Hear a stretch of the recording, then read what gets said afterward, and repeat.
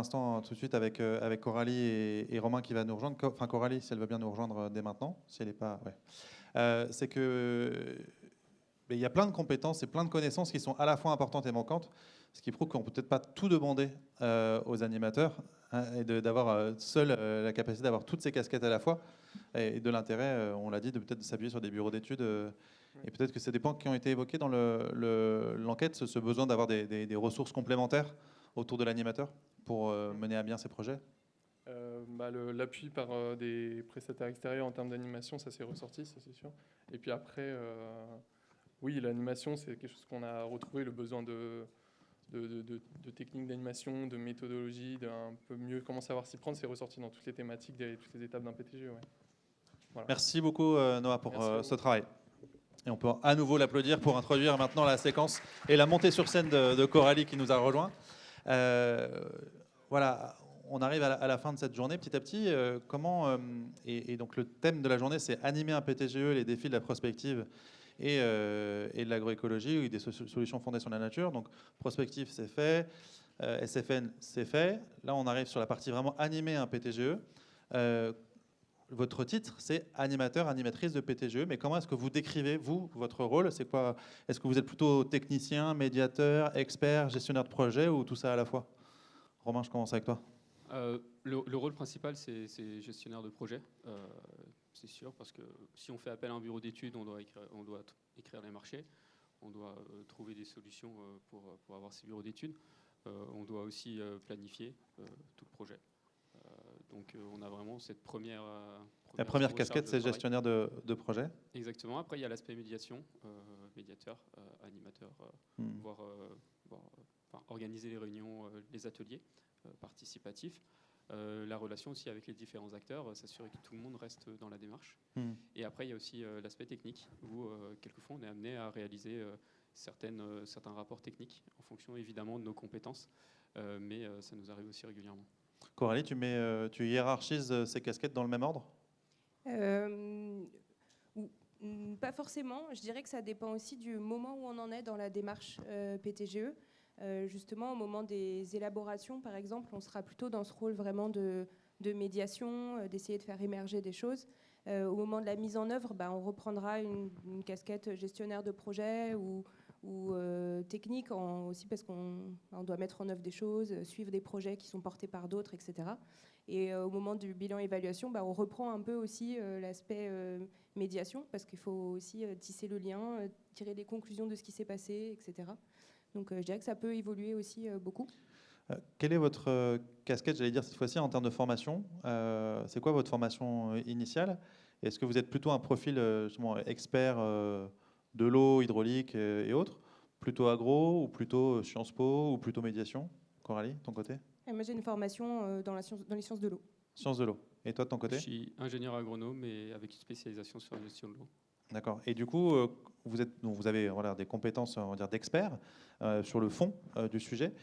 Comment vous arrivez à accumuler du coup ce rôle d'expert, en tout cas qui est attendu de vous, en tout cas ou d'interaction avec des experts, et puis ce rôle de médiateur? Souvent, c'est quand même deux casquettes très différentes. Qui commence? N'importe. Romain? On doit prendre deux casquettes du coup. Et en réunion, on doit prendre la casquette d'animateur. Donc si on a des besoins d'apport technique, c'est pas à nous de les apporter si on prend la casquette animateur, mais on doit se référer à différentes institutions qui sont présentes durant la réunion, ou tout simplement faire intervenir un expert dans le domaine. Et si jamais on intervient en tant que technicien, ce qui est plutôt rare, là on peut apporter nos connaissances techniques. Ouais, Coralie, de ton côté, cette double casquette, comment tu la vis? Je trouve qu'en tout cas sur mon territoire, elle est beaucoup moins tranchée que ça.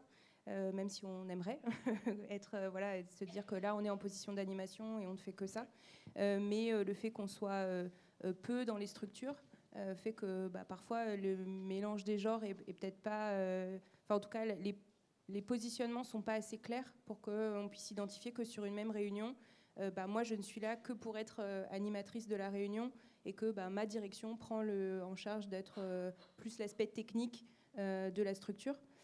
Parfois, c'est peut-être un peu plus flou que ça. Aussi, technique ou même politique de la structure, parce que ça, c'est les élus du coup qui prennent ce rôle-là.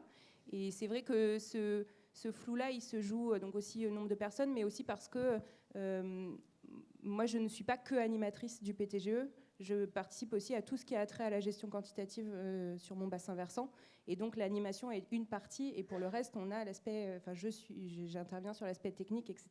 Donc, on est aussi on est un peu personnifié, qu'on est une personne référente sur la gestion quantitative. Donc, pour les gens, surtout, on a affaire à des acteurs multiples. C'est pas forcément très clair tout le temps. De l'intérêt, encore une fois, peut-être d'avoir l'accès à des ressources externes aussi qui peuvent venir vous supporter dans ces missions-là. Qu'est-ce qui fait que chacun, vous aimez votre boulot ? Qu'est-ce qui fait que vous êtes content d'être là, pour que vous avez accepté de témoigner, enfin content, vous allez nous le dire, mais en tout cas que vous avez accepté de témoigner et du coup de rendre compte de votre métier, ça prouve bien qu'il y a une forme d'attachement aussi à ce métier-là. Qu'est-ce qui vous motive du coup au quotidien, Romain ? Il y a un sujet multi-sujet. On peut parler de l'eau potable, après on va parler de milieu. On a vraiment une multiplicité des sujets et aussi une multiplicité d'acteurs qui ont des avis différents. Et trouver des solutions ensemble par la concertation, c'est très, très intéressant et très enrichissant. C'est plutôt ce qui me motive dans ce travail. Malgré le contexte un peu particulier que tu évoquais tout à l'heure, et de ton côté, Coralie, pareil, qu'est-ce qui te motive et qui fait que tu continues de faire ce boulot ? Idem, c'est un aspect très important et très stimulant. Et j'ajouterais la dimension, comment dire, éthique ? Non, Ouais. le sens que peut avoir ce métier-là. On est face à un enjeu extrêmement fort, déjà de base des équilibres quantitatifs, mais si on ajoute l'adaptation au changement climatique, on parle d'habitabilité du territoire, et donc on y vit sur ce territoire. Moi, j'habite sur mon bassin versant, j'ai envie qu'on ait une vision d'avenir sur ce territoire, et donc il y a une dimension stratégique, et puis il y a aussi le rapport humain qui est extrêmement fort dans ce métier-là.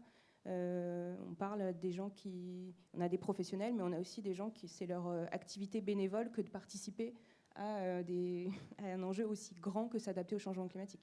Et à l'inverse, du coup, quelles sont les limites rencontrées ? Si on s'appuie que sur des bénévoles, ça va peut-être pas aussi loin qu'on aimerait, mais bon, j'imagine que c'est pas la principale limite. Comment vous gérez les limites ? Enfin, quelles sont-elles et comment vous les gérez ? Je dirais que c'est le revers de la médaille de ce que je viens de dire. Il y a plein d'aspects super chouettes, mais l'humain, parfois on est vraiment face à de la détresse extrêmement forte de personnes qui ne sont pas là avec un cadre professionnel qui les encadre. Nous, on vient, on est payé, peu importe un peu ce qui va se passer. En face, on a des gens qui perdent leur outil de production, qui voient vraiment leur vie devoir changer très fortement, avec une forte incertitude. C'est extrêmement compliqué. Et puis on rentre un peu parfois dans l'intimité des gens. Et je pense que ça arrive à plein de gens, dans plein de métiers. Je pense que peut-être la petite différence subtile, c'est qu'on n'y est pas forcément préparé quand on commence ce métier-là, de se dire qu'on va avoir potentiellement ce type d'échange-là. Oui, encore une fois, on rappelle que tu es dans les Pyrénées-Orientales, qui est en plus un territoire particulièrement dur en la matière, avec une sécheresse qui dure, et avec une forme d'usure aussi chez vous, mais chez eux aussi, je pense au secteur agricole en particulier. Romain, de ton côté, les limites que tu pourrais évoquer ? Je rejoins, il y a ce côté humain qui est parfois présent. Après, il y a aussi les limites. Malheureusement, on n'a pas une baguette magique et on ne peut pas tout faire. Mais on peut avoir des limites financières, alors qu'on pourrait avoir de super idées. Mais quelquefois, le coût est tel qu'on ne peut pas se permettre de mettre en place cette idée. Je pense par exemple à un projet de réhute. Le problème, c'est de réutilisation des eaux usées traitées. Exactement. Et on a une station d'épuration qui est sur la côte. Et les principales consommations d'eau pour l'agriculture, qui sont à 40 km. Donc on ne peut pas utiliser cette ressource pour répondre à cette problématique. Comment vous gérez les jeux de posture, les systèmes de contraintes politiques qui forcément s'appliquent à ces projets et puis à votre métier d'animateur en particulier ? Romain ? Je dirais on s'adapte aux jeux de posture politiques. C'est aussi notre rôle de travailler avec ce jeu de posture. Si après il y a des choses qui sont beaucoup plus compliquées à expliquer, comme une nouvelle réglementation, etc., là on s'aide des acteurs du territoire qui, eux, seront compétents pour expliquer les choses. Coralie, de ton côté ? Effectivement, on essaye de s'adapter. Et justement, peut-être qu'on essaye de passer du temps à trouver des outils, des façons de s'organiser pour limiter ces positions-là. Typiquement, Un exemple, ouais. moi je trouvais ça très intéressant d'entendre que vous êtes déjà en coportage avec en plus une aide extérieure de bureau d'études. Peut-être que ça peut permettre de déverrouiller et justement de clarifier les positions d'animation versus l'expertise, etc. Je trouve ça très très intéressant. Alors que, à contrario, parfois on va avoir le sentiment que on va pouvoir se dire on a réussi à avoir un consensus technique, c'est super, etc.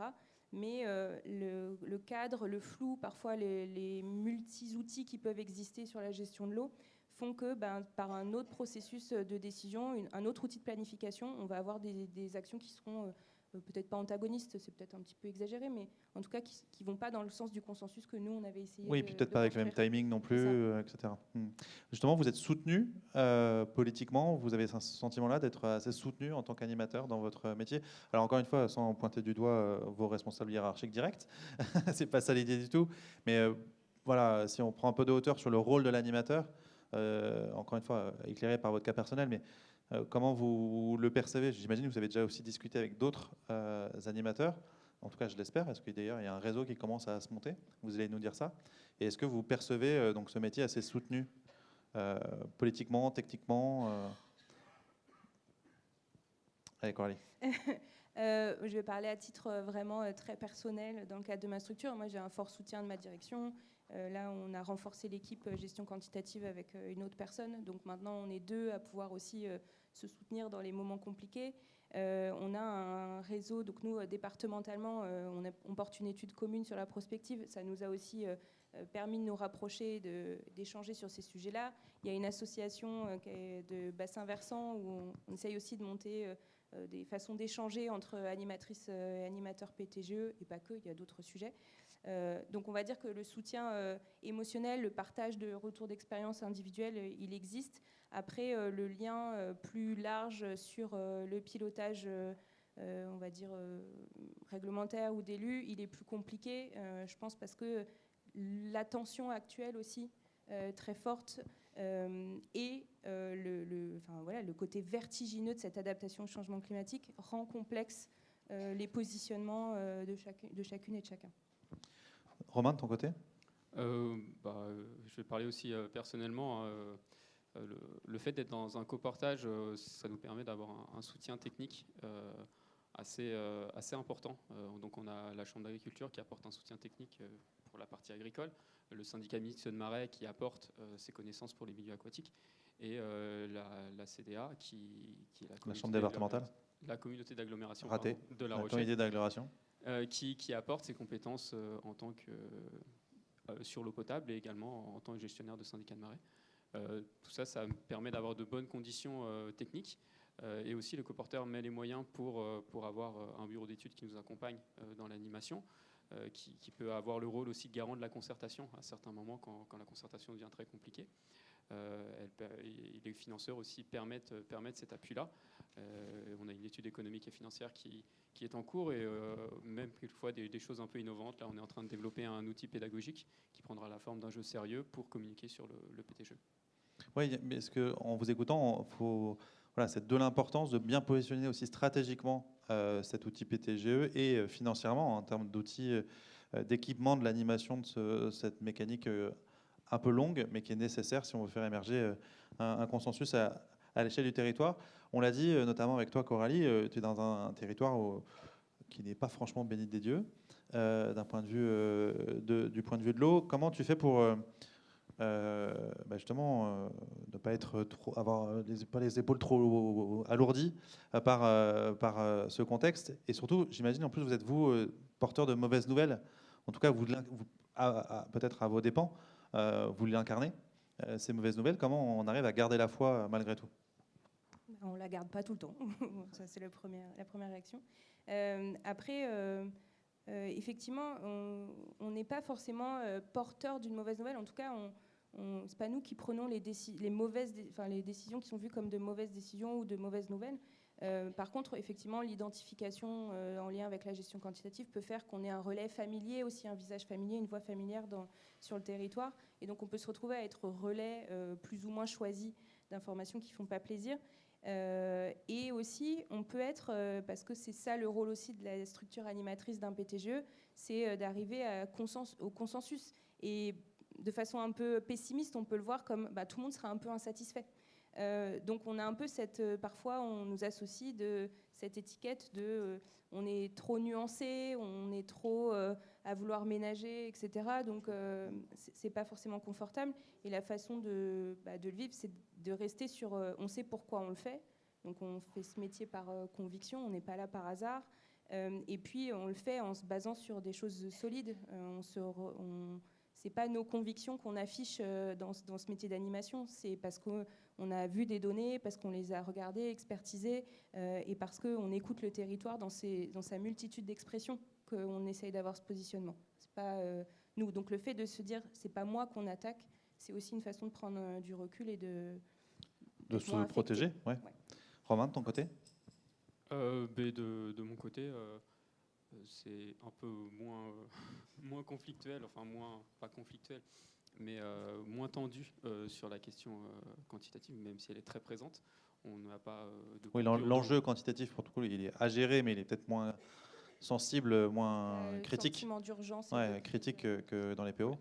J'espère d'ailleurs qu'on n'arrivera pas à cette situation. Mais sinon, sur les mauvaises nouvelles, il y en a toujours, on fait avec. Après, ce qui est motivant, c'est que les acteurs restent autour de la table, s'impliquent. Nous, ça fait déjà 4 ans qu'on est dans un PTGE. Et les acteurs continuent à participer. Il y a beaucoup d'acteurs qui sont volontaires. C'est pas ils ne sont pas payés pour venir, ils représentent des associations. Et ils restent motivés pour participer. Ouais, ils sont peut-être aussi convaincus qu'il n'y a pas de choix que de trouver des solutions ensemble. Si vous aviez à recommencer, fort de l'expérience que vous avez acquise, et que vous aviez une baguette magique qui vous permet de revenir dans le passé, ou de corriger des erreurs qui auront été faites ou que éventuellement vous aviez faites, si vous aviez à recommencer, quelles seraient les erreurs que vous corrigeriez? Coralie? Moi, je dirais de commencer plus tôt à se parler. Parce qu'aujourd'hui, on voit encore que même si là, on arrive au bout des 6 ans du PGRE, le VP, elle a plus d'une dizaine d'années, on en est encore à essayer de trouver des façons de travailler tous ensemble collectivement sur le territoire, plus essayer de s'adapter quand des gens changent, etc., pour garder une certaine continuité et le territoire en vue et non pas les personnes. Donc si peut-être on avait commencé un peu plus tôt et en étant aussi peut-être un peu plus transversal dès le départ sur cet aspect territorial et pas uniquement l'entrée quantitative de l'eau, peut-être qu'il y a des choses qu'on aurait peut-être déjà pu un peu dénouer un peu plus facilement ou solidifier dans des réflexes de travail. Romain, pareil, quelle erreur t'aurais aimé corriger?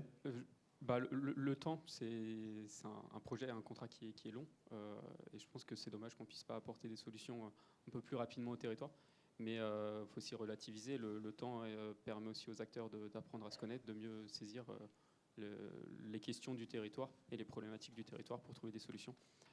Mais si on pouvait réduire la durée d'un PTGE et apporter plus rapidement des solutions sur les territoires qui sont plutôt en crise, ce serait intéressant. Et en même temps, il faut prendre ce temps de la concertation. Donc cette dualité, ce paradoxe, n'est pas simple à gérer. Comment aujourd'hui aller plus loin? Quels outils, quels moyens, quelles compétences de quelles compétences vous auriez besoin si là encore il suffisait de claquer des doigts?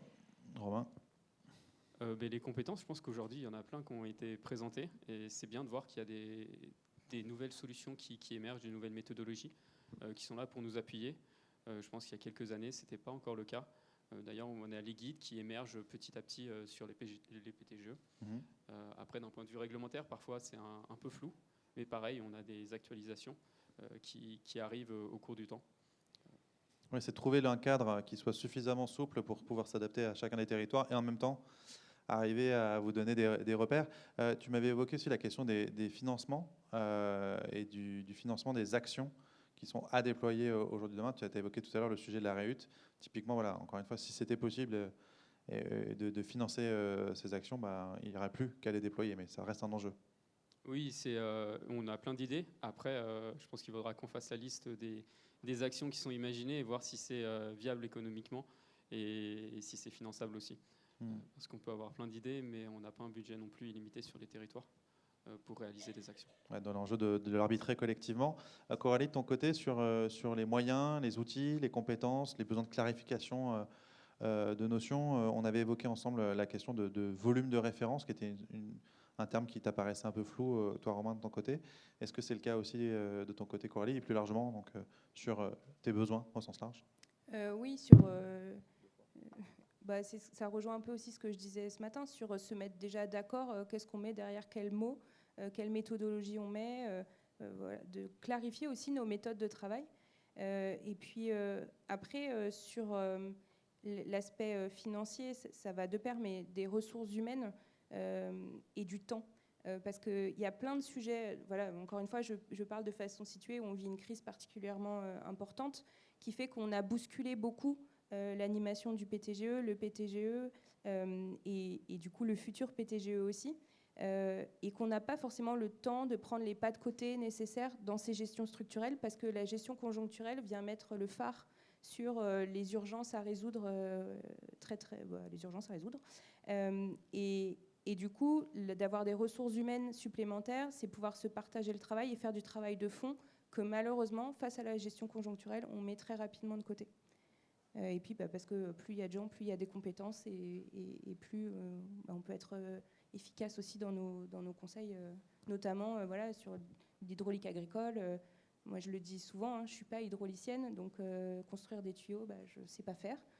Et pourtant, on se tourne vers toi pour... alors pas forcément, mais en tout cas, on nous demande un avis technique.